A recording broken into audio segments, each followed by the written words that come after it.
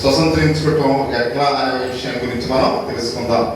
సంపూర్ణతను స్వతంత్రించుకున్నట ఎట్లా? ఏప్రిల్ రాసిన పత్రిక 6వ అధ్యాయము 2వ వచనంలో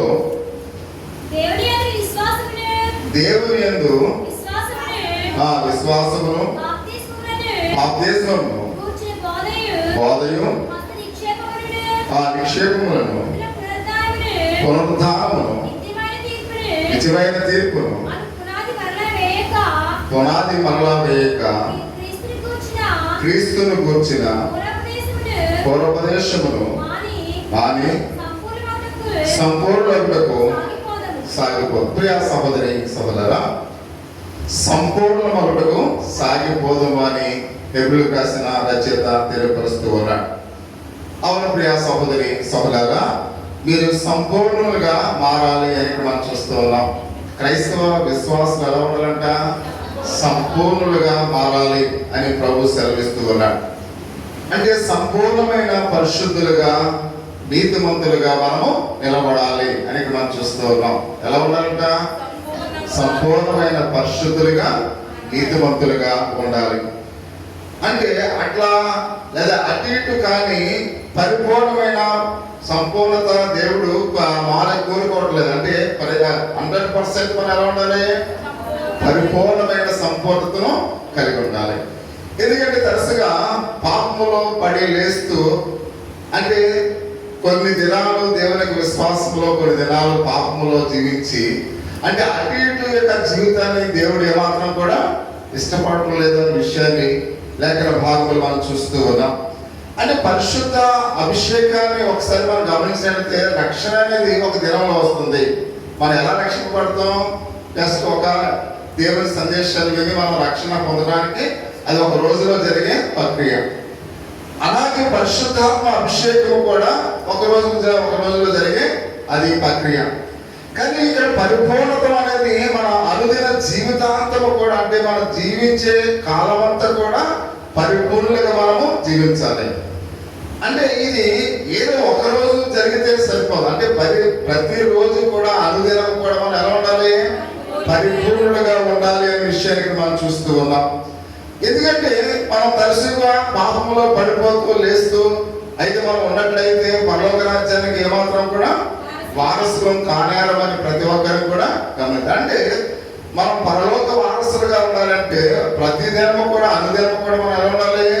పరిపూర్ణులుగా ఉండాలి అని పరిశుద్ధ దేవునికి లేఖన భావం మనం చూస్తూ. ఎందుకంటే చేతకొక చిలుకలు మనం చూస్తున్నప్పుడు అది పరిపూర్ణత అది గుడ్డి దశలో ఉండగానే అది ప్రారంభిస్తూ ఉంటుంది. చేతకొక చిలుక అది గుడ్డి దశలో ఉండగానే అది ఏం చేస్తుంది? ప్రారంభిస్తుంది. అంటే అది చిన్న చిన్న పురుగులుగా పాకుతూ మళ్ళా గూడు కట్టుకుని తర్వాత తన పరిపూర్ణంగా అది చిత్తకొక చిలుకగా మారినప్పుడు అది ఎలా ఉంది? పరిపూర్ణతను కలిగి ఉన్నట్లుగా మనం చూస్తున్నాం. అంటే మానవ జీవితంలో కూడా మనము కూడా ఆ చిత్తకొక చిలుక ఏ విధంగా పరిపూర్ణత కలిగి ఉందో మనం కూడా అటువంటి పరిపూర్ణత కలిగి ఉండాలని లేఖన భాగంలో మనం చూస్తున్నాం. అదే పరిపూర్ణత అంటే పూర్తిగా పరివర్తన చెందాలి, పూర్తిగా పరిశుద్ధమైన జీవితాన్ని జీవించాలి. అందుకే అంటున్నాడు, మీరు క్రీస్తు స్వభావం కలిగి క్రీస్తు గుణాతిశయాలు మనము కలిగి ఉండాలి. అంటే క్రీస్తు ఏ స్వభావాన్ని కలిగి ఉన్నాడు, ఆయన ఎటువంటి గుణాతిశయాలను కలిగి ఉన్నాడు అంటే మనం పరిపూర్ణంగా మారాలంటే క్రీస్తు యొక్క గుణాతిశయాలను కలిగి ఉండాలి, క్రీస్తు యొక్క స్వభావాన్ని మనము కలిగి ఉండాలి. అంటే ప్రభు ఎటువంటి అక్కడ గుణాతిశయాలు కలిగి ఉన్నాడు? ఆయన ప్రేమ కలిగి ఉన్నాడు. అంటే మనము కూడా క్రైస్తవ విశ్వాసులు కూడా మనలో కూడా ఏముండాలి?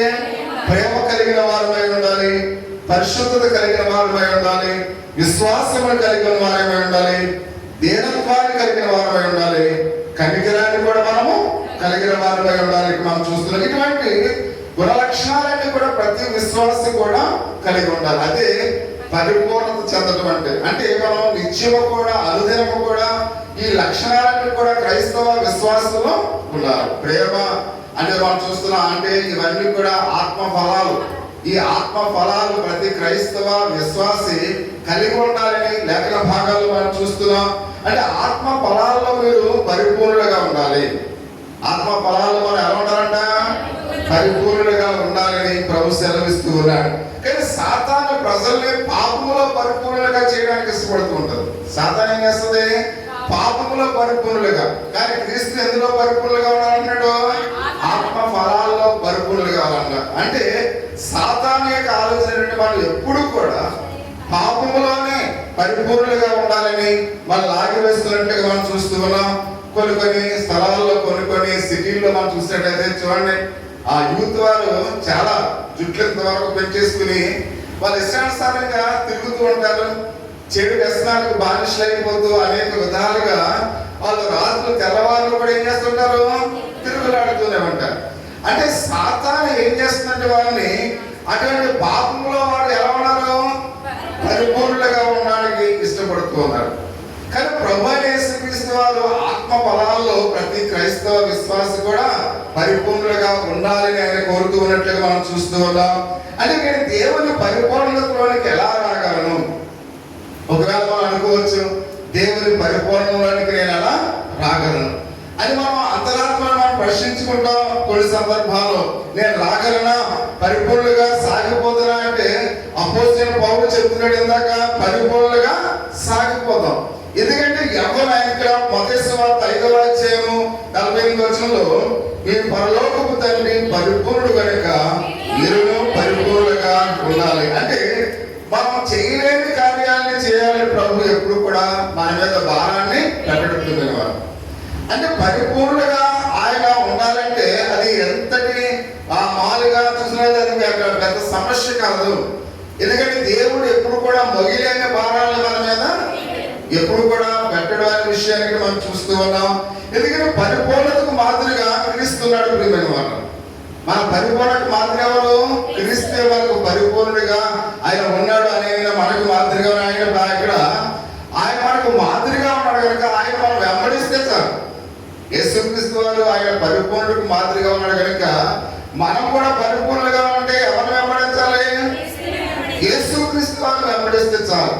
ఎందుకంటే ఆయన పరిపూర్ణుడని పరిశుద్ధ లేఖన భాగంలో తెలియపరుస్తూ ఉంది. ఆయన మాదిరిని మనం వెంబడిస్తూ ఆయన అడుగు జాడల్లో మనం నడిచినట్లయితే సమస్తమును కూడా మనం కూడా ఉంటాం, పరిపూర్ణులుగా మరి స్వతంత్రించుకుంటాము అని మనం చూస్తున్నాం. నేను పరిపూర్ణతకు వచ్చి ఎలా వచ్చి ఉన్నాను, ఇంకా నాలో ఏముంది అని మనం సరిదిద్దుకోవడానికి కారణం ఏంటి? ఎందుకంటే సహోదరి సోదరుల ప్రతి ఒక్కరు కూడా ప్రశ్నించుకోవాలి. ఎందుకంటే మనం పరిపూర్ణులుగా కావాలంటే కొన్ని సత్యాలు మనము కొన్ని అంశాలు మనం చేయాలి, ధ్యానించాలి.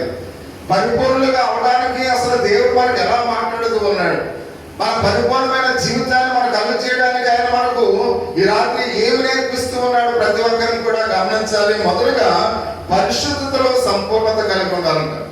పరిశుద్ధతలో మనం ఎలా ఉండాలి? సంపూర్ణత కలిగి ఉండాలి. మొదటి 2వ కొరింథీయులకు రాసిన పత్రిక 7వ అధ్యాయము 1వ వచనంలో ఆయన ఒక వాగ్దానాన్ని కలుగ చేస్తున్నట్లుగా మనం చూస్తూ ఉన్నాం. మనకు ఈ వాగ్దానంలో ఉన్నాయి కనుక దేవుని భయముతో పరిశుద్ధతను సంపూర్తి చేసుకొనుస్తూ శరీరములకును ఆత్మలకును కలిగిన కల్మషము నుండి మనలను అయితే దేవుని భయముతో మనం పరిపూర్ణంగా ఉంటాం. ప్రియా సహోదరి సహోదరుడా, అంటే ఎవరైతే దేవుని యందు భయము కలిగి ఉంటారో వాళ్ళు ఎలా ఉంటారంట? పరిపూర్ణులుగా ఉంటారు. అంటే మనం పరిపూర్ణంగా చేసేది ఏంటి? దేవుని యందు భయము అనే విషయాన్ని మనం చూస్తూ ఉన్నాం. అంటే పరిశుద్ధతలో సంపూర్ణ అవడానికి దేవునితో మనం భయభక్తులు కలిగి ఉండాలి. అంత మాత్రమే కాకుండా దేవుని భయం ఎంతో అవసరమైన వాళ్ళు. అంటే మనం పరిపూర్ణంగా ఉండాలంటే మనకి ఏముండాలి? దేవుని భయం ఉండాలి అనే విషయానికి మనం చూస్తూ ఉన్నాం. భయం లేని వాళ్ళ తెగించి పాపం చేస్తారు. దేవుడు అంటే భయం లేదు, భయం లేని వాళ్ళని ఒకసారి మనం చూస్తే దేవుడు అంటే భయం లేదంటే వాళ్ళు ఏం చేస్తుంటారు?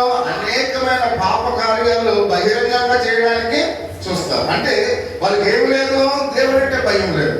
కొంతమందికి మనుషులు అంటే భయం ఉండదు, కొంతమంది పెద్దవాళ్ళంటే భయం ఉండదు, కొంతమందికి దేవుడు అన్న భయం ఉండదు. ఈ భయం లేని వాడు పాపాన్ని ఏం చేస్తాడు? తెగించి చేస్తాడు. అందుకే మనం దేవుని యందు భయం ఉంటే మనం పరిపూర్ణంగా ఉంటాం. మన దేవుని యందు భయం లేకపోతే లేకపోతే మనం పాపాన్ని తెగించి చేసేవారుగా ఉంటాం అనే విషయానికి మనం చూస్తూ ఉన్నాం. అంటే దేవుని భయం గల వారు మమ్మను చూస్తున్నారని వాళ్ళు గ్రహిస్తారు. ప్రియమైన వారు, దేవుడు నన్ను చూస్తూ ఉన్నాడు. ఒకవేళ నేను పొరపాటు చేస్తే, ఒకవేళ తప్పు చేస్తే నన్ను దేవుడు చూస్తున్నాడనే భయం ఎవరికైతే ఉంటుందో వాడు పొరపాటు చేస్తాడా? చేయడు. ప్రియమైన వారు, దేవుని యొక్క తీర్పు నా మీదకి వస్తుంది అనుకున్న వాళ్ళు ఎవరైనా పొరపాటు చేస్తారా? పొరపాటు చేయరు. అంటే దేవుడు లేడు, దేవుని తీర్పు లేదని ఎవరైతే అనుకుంటారో అటువంటి వాళ్ళు ఏం చేస్తారు? పాపము చేయడానికి వాళ్ళు ఇష్టపడతారని మనం చూస్తూ ఉన్నాం. అంటే ఇక్కడ యేసేపు దైవ భక్తి గలవాడు అన్నాడు కనుక పాపము నుండి ఏమయ్యాడు? పారిపోయిపోయింది వాడు. అంటే యేసేపులో ఏముంది? దేవుని అంటే భయం ఉంది. అందుకని ఆయన అంటున్నాడు, దేవుని ఎదుట ఎంత ఘోరము పాపము నేను ఎట్లా చేయగలను? అంటే ఇంత ఘోరమైన పాపం నా దేవుని ఎదుట నేను ఎలా చేయగలను? ఎందుకంటే ఆయన తీర్పు తీర్చేవాడు ఉన్నాడు. ఆయన యందు భయభక్తులు కలిగిన ఎవరు? యేసేపు. అందుకని దేవుడు అంటే ఎవరికైతే భయం ఉంటుందో వాళ్ళు ఏ పాపమును కూడా చేయరు. దేవుడు అంటే ఎవరికైతే భయం ఉండదో వాళ్ళు పాపం చేయడానికి తెగించేవారుగా ఉంటారని పరిశుద్ధ గ్రంథంలో అయితే మనం చూస్తూ ఉన్నాం. అంటే పరిశుద్ధతలో పరిపూర్ణులుగా ఉండాలంటే మొట్టమొదటిగా మన హృదయాల ముందు మన వాంఛ, అంత మాత్రమే కాకుండా మన దాహము తీర్మానం చేసుకోవాలి. అంటే నేను ఏ మాత్రము కూడా పాపానికి నా హృదయాన్ని చోటు ఇవ్వకూడదు. పాప తలంపులకు, పాప ఉద్దేశాలకు నేను ఏమాత్రం కూడా వాంఛ కలిగి ఉండకూడదని మొట్టమొదటిగా మనం తీర్మానం చేసుకోవాలి. కాబట్టి ఎప్పుడైతే మనం తీర్మానం చేసుకుంటామో మన హృదయంలోను మన వాంఛ అంటే మన తలంపులు, మన ఉద్దేశంలోను మనం ఎప్పుడైతే మనం ఆ యొక్క తీర్మానం చేసుకుంటామో అటువంటి వారు పాపానికి ఏమాత్రం కూడా చోటు ఇవ్వాలనే విషయాన్ని మనం చూస్తూ ఉన్నాం. దాని కొరకు ఎంత ప్రయాసపడాలి సహోదరి సహోదరా. అంటే మనం పాపమును మనలోనికి రానివ్వకూడదంటే ఇక్కడ ప్రభు యొక్క సహకారం కూడా మనకి కావాలి. ప్రభు తోడు కూడా మనకి కావాలి. ప్రభు కూడా మనకు ఎంతో అవసరమై ఉన్నాడనే విషయాన్ని మనం గమనించవలసిన వారిని మనం చూస్తూ ఉన్నాం. ఈ పరిశుద్ధత అనేది ఒక సమిష్టిగా జరగాలి. ప్రభు మనము కలిసి మనం ఎప్పుడైతే దేవుని యొక్క విశ్వాసంలో ఉంటామో ఈ పరిశుద్ధత అనేది మనలో ఎవరితే సమిష్టిగా ఉంటుంది. అంటే మనం పరిపూర్ణంగా ఉండాలంటే, పరిశుద్ధులుగా ఉండాలంటే, నీతిమంతులుగా ఉండాలంటే మనకి ఎవరి సహాయం కావాలి? దేవుని యొక్క సహాయం కూడా మనకి కావాలని పరిశుద్ధ దేవునికి లేఖన భాగంలో మనం చూస్తూ ఉన్నాం. కొన్ని అన్ని మతాలు కూడా పరిశుద్ధత కొరకు ప్రయత్నిస్తూ ఉంటారు. బౌద్ధ మతమైన, లేదా ఇక్కడ బౌద్ధ మార్గమైన, లేదా ఇక్కడ ఐదవులైనా ఎవరైనప్పుడు కూడా వారు ప్రయత్నిస్తూ ఉంటారు. కానీ వారికి ఎవరికి కూడా అది సాధ్యం కాదు. ఎందుకు సాధ్యం కదా? ఎందుకంటే వారికి సహాయపడడానికి పరిశుద్ధుడైన దేవుడు ఒకే ఒక దేవుడు